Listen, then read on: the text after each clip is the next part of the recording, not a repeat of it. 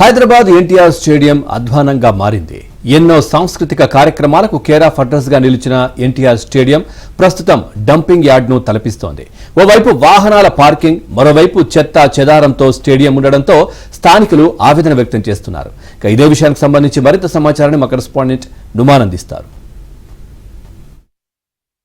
హైదరాబాద్ నగర నడిబొడ్డున ఉన్న ఎన్టీఆర్ స్టేడియం డంపింగ్ యార్డ్ ను తలపిస్తుంది. ఓవైపు చెత్తా చెదారం, డిబ్రీస్, మరోవైపు అక్రమ పార్కింగ్ తో అధ్వానంగా మారినటువంటి పరిస్థితి ఎన్టీఆర్ స్టేడియంకి వస్తే కనిపిస్తుంది.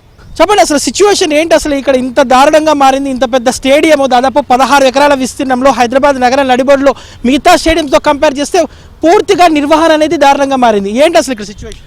ఇది గత 2002లో ఈ స్టేడియం ఏర్పడిందని, దీన్ని అప్పుడు డాక్టర్ లక్ష్మణ్ గారు ఎమ్మెల్యే ఉన్నప్పుడు దీన్ని చంద్రబాబు నాయుడు ఉన్నప్పుడు దీన్ని చుట్టూ ప్రహరీ కూడా నిర్మించి పిల్లలకు ఆట స్థలంగా ఏర్పాటు చేసారు.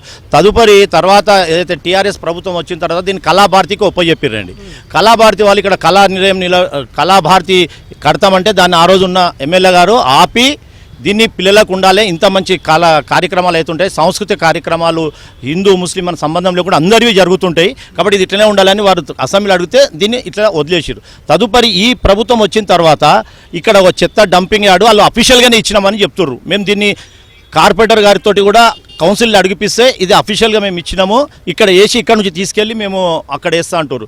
దాంతోపాటు ఎవరు పడితే వాళ్ళ అక్రమ పార్కింగు, ఇక్కడ మొన్న కూడా ఒక చిన్న పాపం తెచ్చి ఎవరో కాల్చి పడేసారు, అది కూడా కేసు నడుస్తుంది. కాబట్టి ఈ పార్కును, ఈ స్టేడియాన్ని, ఎన్టీఆర్ స్టేడియాన్ని శుభ్రపరిచి ఈ ప్రజలకు అందుబాటులో తీసుకొచ్చి పిల్లలు ఈవినింగ్ కనీసం ఒక 5-6 వేల మంది ఆడుకుంటారు, ఉదయం ఒక 5-6 వేల మంది వాకింగ్కి వస్తారు. ఆ వాకింగ్ వచ్చే వాళ్ళు ముక్కుకు బట్ట కట్టుకొని చేయాల్సి వస్తుంది.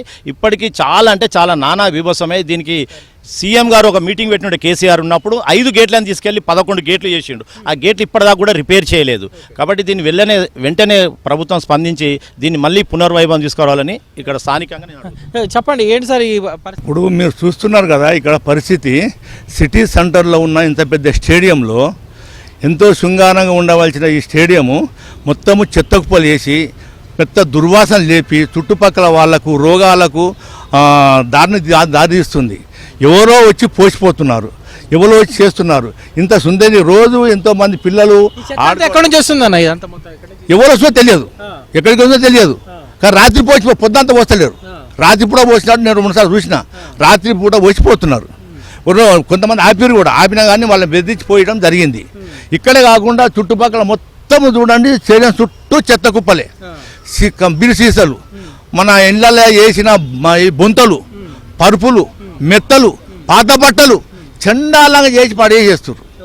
ఇక్కడ రావాలన్నా కానీ, వాళ్ళ పెద్దవాళ్ళు వచ్చి వాకింగ్ చేయాలన్నా కానీ వాళ్ళ మనసు ఒప్పడం లేదు. మురికి వాసన, కంపు వాసన, వర్షం పడదు అంటే ఇక్కడ కుక్కలు, పిల్లులు ఇవన్నీ చచ్చిపోతుంటాయి. ఆ దుర్వాసన లేచి మొత్తం కంపు అయిపోతుంది. దీన్ని మీరు మళ్ళీ దీనికి ఇప్పుడు మా కార్పొరేట్ చెప్పినట్టుగా దీన్ని మళ్ళీ మొదలు మా లక్ష్మణ్ ఉన్నప్పుడు ఏ విధంగా అయితే ఈ స్టేడియం ఉన్నదో మళ్ళీ అదే విధంగా ఉండాలని చెప్పని మేము కోరుకుంటున్నాము. ఈ చుట్టుపక్కల వాళ్ళందరూ అదే కోరుకుంటున్నారు. దీన్ని ముందు తీసుకుపోవాలని చెప్పని మేము మరోసారి నమస్కారం పెట్టి చెప్తాం. ఇంత సిచ్యువేషన్ అంటే గవర్నమెంట్ ఇప్పుడు ఆఫీసర్ది ఒకరికొకరికి కమ్యూనికేషన్ లేకుండా వాళ్ళ ఇష్టానుసారంగా ఎవరంటే ఏ ఆఫీసర్ వచ్చినా వాళ్ళ ఇష్ట ప్రకారం చేయడం వల్ల ఇలాంటిది వస్తుంది. ఎందుకంటే ఇక్కడ ఇంతకుముందు జిహెచ్ఎంసీ కంట్రోల్లో ఉండింది కాబట్టి అన్ని గేట్లు మూసేసి ఒకటే గేట్ ఉంటుండే. ఆ గేట్ దగ్గర ఒక వాచ్మెన్ ఉంటుండే, ఎవరైనా రావడానికి కూడా ఇబ్బంది ఉంటుండే. ఇప్పుడు అన్ని గేట్స్ ఓపెన్ ఉన్నాయి కాబట్టి అసాంఘిక కార్యక్రమాలు చేసే వాళ్ళు కూడా, తాగడం కూడా, అన్ని విచ్చలవిడియ కార్యక్రమాలు జరుగుతున్నాయి. రీసెంట్గా ఒక చిన్న పాపను తీసుకొచ్చి ఇక్కడ కాలబెట్టింది కూడా ఎవరు తెలియదు. ఇంతకుముందు జిహెచ్ఎంసీ వాళ్ళు ఉన్నప్పుడు ఏంటంటే ఇక్కడ ఒక వాచ్మెన్ ఉంటుండే, వాచ్మెన్ పర్మిషన్ లేకుండా ఎవరు లోపలికి రావడానికి లేకుంటుండే. అప్పుడు సెక్యూరిటీగా ఉండింది పార్క్. ఏంటంటే సండే కానీ మన హాలిడేస్ కానీ పిల్లలు క్రికెట్ చాలామంది టోటల్ ఓవరాల్గా సిటీ నుండి పిల్లలు టీమ్స్ కనీసం ఒక 50 టీమ్స్ డివైడ్ చేసుకొని ఇక్కడ ఆడుతూ ఉంటారు. ఎందుకంటే ఫిజికల్ ఎక్సర్సైజ్ దాకా క్రికెట్ మ్యాచెస్ జరుగుతుంటాయి, రన్నింగ్ అవుతుంది, మార్నింగ్ వాకింగ్ అవుతుంది, ఈవినింగ్ వాకింగ్ అవుతుంది. ఇంతకుముందు షటిల్ కోర్టు కూడా ఉండింది, ఆ షటిల్ కోర్టు కూడా తీసేశారు ఈ మధ్య. కాబట్టి మీరు గవర్నమెంట్ దృష్టికి తీసుకెళ్లి దీన్ని పూర్వవైభవం తీసుకురావాలని చెప్పి మా యొక్క విజ్ఞప్తి. వీడియో జర్నలిస్ట్ శ్యామ్తో నుమాన్, ఆంధ్రజ్యోతి, హైదరాబాద్.